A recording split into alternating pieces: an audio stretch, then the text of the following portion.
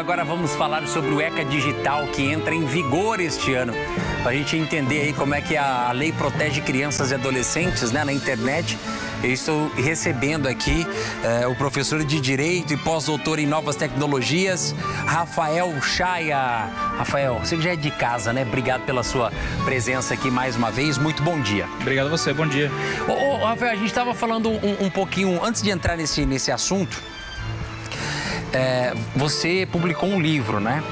E você estava falando que antes mesmo da sanção da lei, a lei do ECA Digital, o ECA Digital já te deu um pouco de trabalho. Me deu uma dorzinha de cabeça, porque o projeto de lei ele já tinha 2 anos. Uhum. E um dos tópicos que a gente abordou nesse livro é o Liberdade de Expressão, Internet e Telecidadania. Está na 3ª edição. A gente fez um capítulo para discutir o projeto de lei do ECA Digital. E a gente estudou, fez a análise completa. Na semana que o livro foi para a editora para publicar, saiu o anúncio que o projeto de lei finalmente ia ser sancionado, depois de 2 anos. Uhum. Aí foi uma correria para poder atualizar capítulo, escrever de novo. Mas é interessante, porque a lei ela foi sancionada no dia 16 de setembro e o livro foi publicado praticamente no começo de outubro. Uhum. É um dos primeiros livros do Brasil a tratar desse tema especificamente. Que bacana. Bom, então com isso você tá craque no assunto para explicar para a nossa audiência o que muda na prática aí com o ECA Digital. Uma das coisas que as pessoas precisam entender é que o ECA Digital ele não substitui o ECA, que é o Estatuto da Criança e Adolescente. Uhum. E ele também não cria coisas novas, diferentes que o ECA faz. O que ele faz, na verdade, é focar em uma responsabilidade maior para os provedores de aplicação, as plataformas. Ela cria aquilo que nós chamamos de um dever de cuidado. Ou seja, as plataformas elas deixam de assumir aquela postura mais passiva, do tipo, eu ofereço serviço, mas são os pais que têm que cuidar o que os filhos fazem. E passa a estabelecer o seguinte, não, a partir de agora as plataformas terão de ter condutas mais proativas, no que diz respeito à moderação de conteúdo, a identificação das contas, se realmente são menores que estão acessando, criação de canais de denúncia mais céleres, e inclusive estabelecendo sanções para as empresas que não seguirem as determinações dessa nova lei, que é a 15.211. Mas os pais, eles continuam sendo os principais responsáveis. Sempre. A gente precisa deixar isso claro. O ECA Digital estabelece uma série de responsabilidades para as empresas, mas a linha de frente ainda precisa ser o pai e a mãe. Eles têm de participar da vida dos filhos e saber o que os filhos estão fazendo na internet e nas redes sociais. Certo. Quando a gente fala da verificação da idade, né, e do controle parental, isso acaba protegendo mesmo esses menores? Então, o que o ECA Digital determina é que a partir de agora, contas de menores vão ter de ser identificadas por meio de apresentação de documentos e vinculadas a contas de pais irresponsáveis, que também vão ter de se identificar para comprovar a relação de parentesco.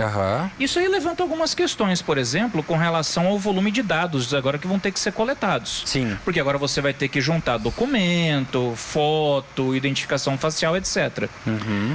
Isso já cria um certo filtro de entrada.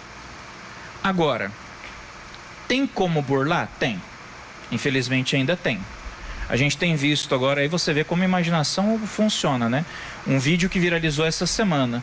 Uma criança de 14 anos que pintou uma barba e um bigode no próprio rosto para burlar o sistema de identificação facial. O sistema de identificação facial achou que era um adulto e permitiu que ele entrasse na plataforma.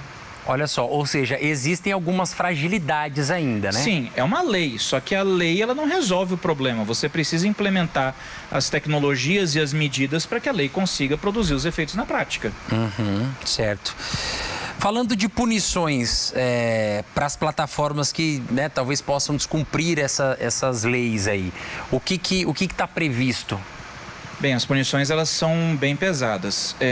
Tem a pena de multa, que ela pode chegar até 50% do valor do faturamento da empresa.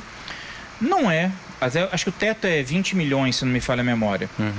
Mas essa pena ainda não é a mais pesada. O que me chamou muito a atenção no ECA Digital, e que até me causa uma certa preocupação, é que a principal pena é a suspensão ou bloqueio permanente das atividades da empresa no país. E por que me chama a atenção? Nem a Lei Geral de Proteção de Dados, que já é uma lei relativamente rigorosa, prevê o bloqueio de plataformas, ela prevê no máximo o bloqueio de tratamento de dados. Por que isso acaba sendo complicado? Imagine, por exemplo, que eu queira aplicar essa normativa com relação à identificação de grupos de WhatsApp que estão sendo utilizados para compartilhamento de material impróprio para menores. Eu vou simplesmente derrubar o WhatsApp no Brasil inteiro.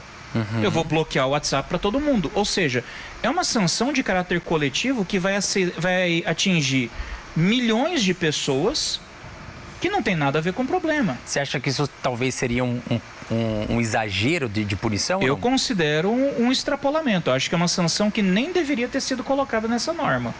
Eles poderiam ter focado em sanções pecuniárias mais pesadas, eles poderiam ter utilizado sanções como da LGPD para proibir, por exemplo, novas contas, o tratamento de dados. Agora, o bloqueio total da plataforma me preocupa. Mas aí você até pode pensar assim, mas é para proteger crianças e adolescentes, então vão ser plataformas que têm como público crianças e adolescentes. Plataformas adultas não vão entrar nisso. Vão, porque o ECA Digital ele não fala de proteção para plataformas de menores, ele fala plataformas com acesso provável por menores. E quando o assunto é internet, o que é de acesso provável? Tudo. Basta você digitar o endereço no navegador que você entra.